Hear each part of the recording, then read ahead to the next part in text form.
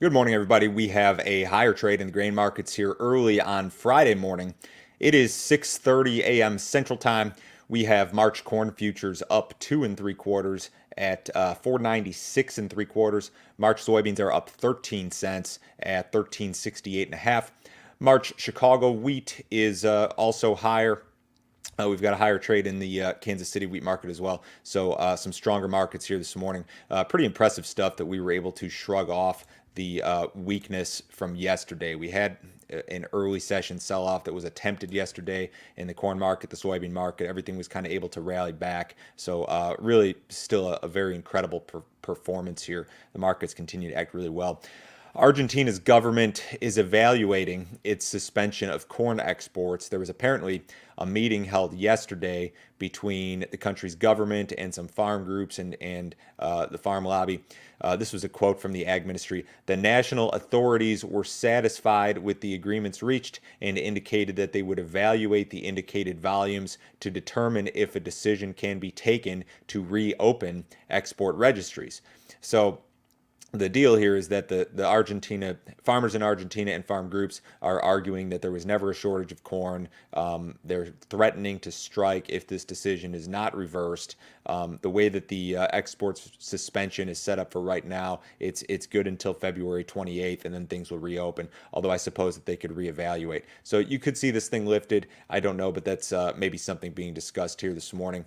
Soybean sales hit a marketing year low last week, 37,000 metric tons. That was it. Down 95% on the week, down 94% from the prior 4-week average. Unknown destinations were responsible for a large amount of cancellations. This sort of activity is not a surprise this time of year. It often happens as South American harvest approaches. But in any case, we have seen soybean sales they've been reduced drastically over the last several weeks. Corn sales were okay at 749,000. Wheat sales were kind of soft at 275. USDA did report 2 flash sales of soybeans to unknown destinations yesterday. U.S. stock market posted fresh all-time highs yesterday and is higher again this morning. The S&P 500 posted its best close on record. It has now rallied 73% from its March low. The Dow Jones closed above 31,000 yesterday for the first time. It has now rallied 70% from its March low. The tech-based NASDAQ index also posted an all-time high close. The NASDAQ has rallied 91% from its March low. It's almost doubled. We've had massive government stimulus, hopes regarding the vaccine, the reopening of the country, expectations for better future earnings. I really think there's some inflationary type stuff going on here. It seems like just about every asset or a whole bunch of them are inflated. Even some of these other markets are starting to join the party. Crude oil is above 51 bucks this morning, and that's the best trade since late February. So that market has kind of erased almost all of the losses that were associated with COVID. Fund traders are record long the grain complex. It's just probably a question of by how much. We'll see an updated CFTC commitment of traders report this afternoon. It's estimated that across the complex, when you include corn, soybeans, meal, oil, and SRW wheat, funds were net long 862,000 contracts at yesterday's close. The previous record was 719 from 2012. So we've got some very hefty fund length. And if you watch that discussion I had with Ken Morrison earlier this week, we discussed that at length. We've got a USDA report next week. This is the monthly crop production and WASDE report. Rather than run through all of the numbers and pre-report estimates this morning, I'll give you my 2 cents on the report. The trade largely expects a very friendly report. I mean, we're looking for lower carryout numbers in corn, both for the U.S. and for the world. Same thing for soybeans. Same thing for wheat. We are largely expecting smaller South American crops to be reported. This is the sort of report that provides, in my opinion, the most risk to the farmer, to whoever is long these commodity markets. When you've got so much friendly stuff baked into the cake here, you've got this massive spec long. In the case of the corn market, we've rallied 62% from the August low.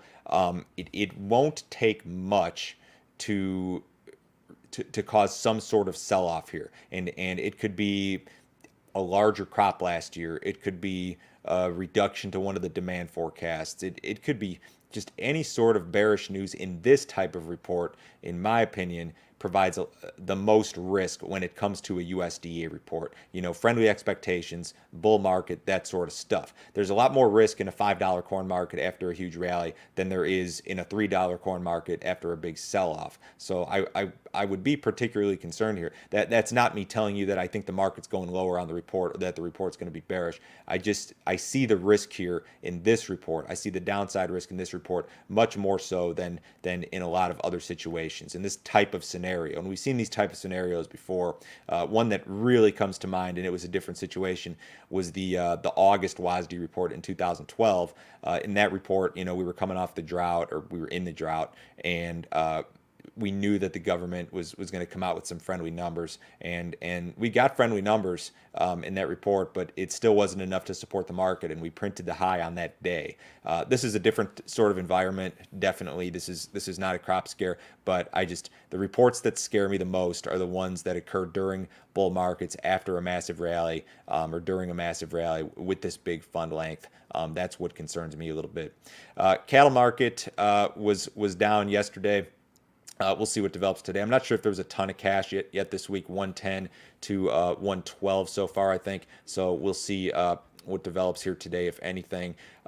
In the stock market, again, we are higher ahead of the cash open. The S&P's up 12. The Dow's up about 80 points.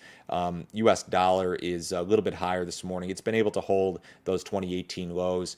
We've got the precious metals sharply lower. Remember, as always, if you would like some more information from me, visit my website. It is www.standardgrain.com. You can go to that website and click on Grain Marketing Plan in the upper right-hand corner. And for $49 a month, I'll send you my morning email. I'll send you my text message service. I'll let you know exactly how I'm pricing corn, soybeans, and wheat throughout the year. I'd be happy to send that out to you. And if you have any questions, shoot me an email to info@standardgrain.com. I'll get right back to you. Everyone have a great weekend. I will talk to you on Monday morning.